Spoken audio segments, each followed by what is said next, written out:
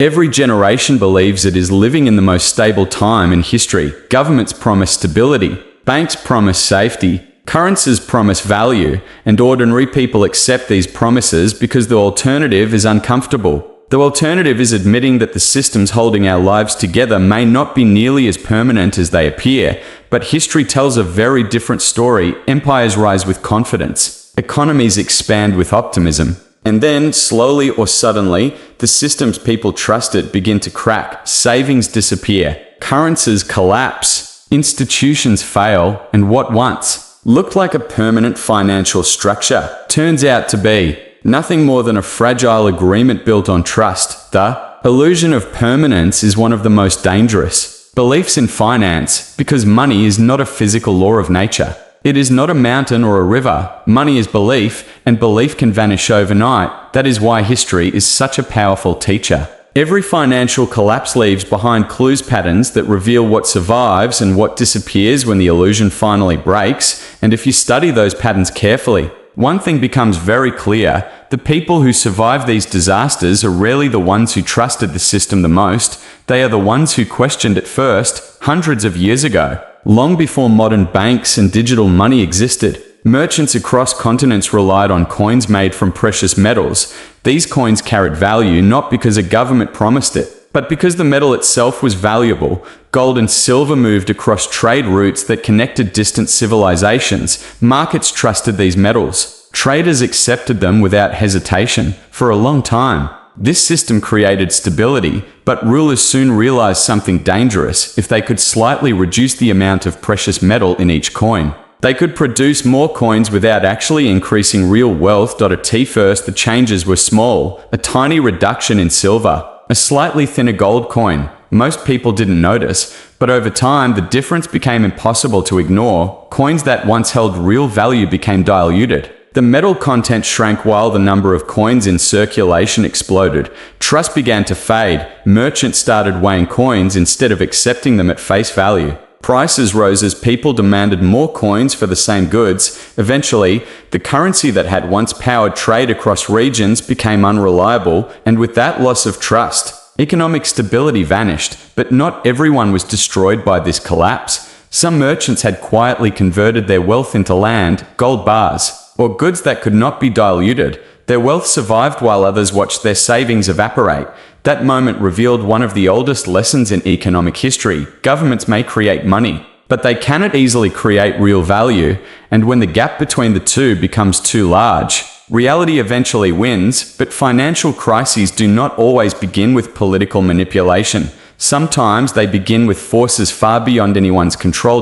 In the 14th century, a disease spread across continents with terrifying speed. Within a few years, entire towns were abandoned, trade routes collapsed, markets closed, fields were left unplanted. For many people at the time, it must have felt like the end of the world, and yet, the economic consequences of this catastrophe were more complicated than simple destruction. When a massive portion of the population disappears, the balance between labor and resources changes dramatically. Suddenly, there are fewer workers but the same amount of land. Labor becomes incredibly valuable. Survivors, who once struggled to earn a living, suddenly found themselves able to demand higher wages. Landowners who previously controlled vast estates could no longer maintain them without workers. As a result, land prices fell while wages rose. For the first time in generations, ordinary people could acquire property that had previously been reserved for the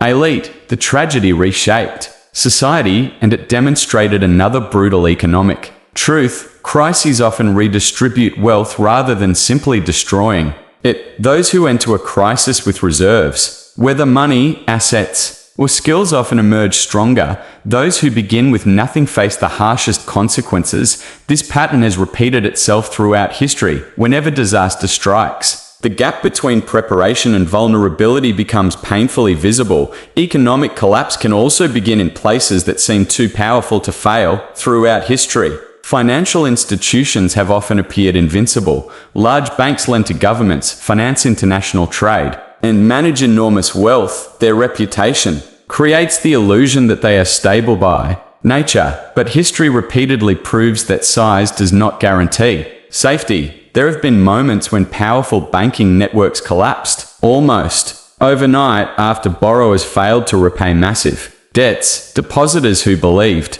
their savings were secure discovered that institutions could disappear far more quickly than they imagined. When banks fail, the consequences spread far beyond the financial sector. Businesses lose access to credit, trade slows or stops entirely, confidence evaporates. Ordinary citizens who trusted these institutions often suffer the most severe losses. The lesson appears again and again. Throughout the centuries, institutions exist to operate within systems, but when the system itself breaks, even the largest institutions can fall with it. Wars have produced some of the most dramatic financial collapses in history. Large-scale conflicts require enormous resources, weapons, supplies, transportation, and soldiers must all be funded. When governments cannot raise enough revenue through taxes, they often turn to the simplest solution. They print money. At first, this strategy seems harmless. New currency enters the economy and allows governments to continue financing their efforts, but the more currency is created, the less each unit of that currency is worth. Prices begin to rise. Inflation spreads quietly at first, then rapidly. Eventually, money loses its ability to function as a reliable store of value. There have been times when wages increased dramatically on paper but could no longer purchase basic goods. Families who spent years saving suddenly discovered that their savings could barely cover daily expenses. But even in these chaotic environments, some forms of wealth retained their value. Food supplies, land, precious metals, tools and materials. These assets remained useful regardless of what happened to paper currency. The people who controlled them maintained stability, while others struggled with rapidly devaluing money. Revolutions create another kind of financial shock. When political systems collapse, the monetary systems tied to them often collapse as well. New governments sometimes attempt to stabilize economies by introducing new currencies backed by confiscated assets or future promises. In theory, these currencies are meant to restore trust. In practice, governments often print far more of them than the economy can support. The result is predictable. Prices rise rapidly. Citizens lose faith in the new money. Markets begin demanding goods, foreign currencies or precious metals instead. Eventually, the revolutionary currency becomes worthless. The promises printed on paper lose meaning because the trust behind them disappears. And once again, the people who survive best are those holding tangible assets. Food producers, landowners, merchants with physical goods. They become the backbone of economic activity, while paper money fades into irrelevance. Modern financial crises may look different, but the underlying patterns remain surprisingly similar.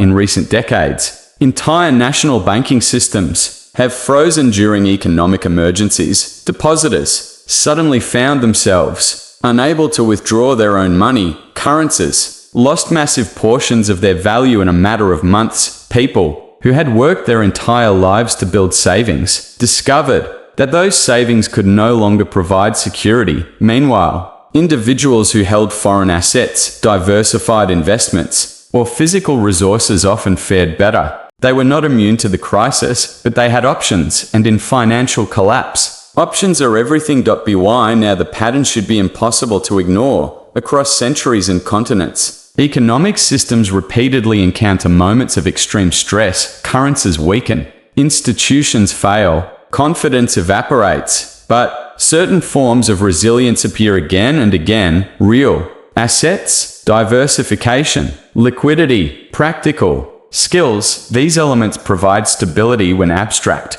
systems begin to falter, and perhaps the most important form of protection is awareness. Understanding that financial systems are not permanent encourages people to prepare rather than blindly trust. There is another paradox hidden inside every financial collapse. For many people, these moments represent devastating loss, but for others, they become opportunities. When markets crash and panic spreads, valuable assets are often sold at fractions of their previous prices. People under financial pressure must sell property, businesses, and investments quickly. Those with liquidity can acquire these assets during the chaos. History has repeatedly shown that major fortunes are often built during periods of crisis, not because collapse is desirable, but because instability creates massive shifts in value after large economic disruptions. New economic hierarchies emerge. Those who prepared move upward.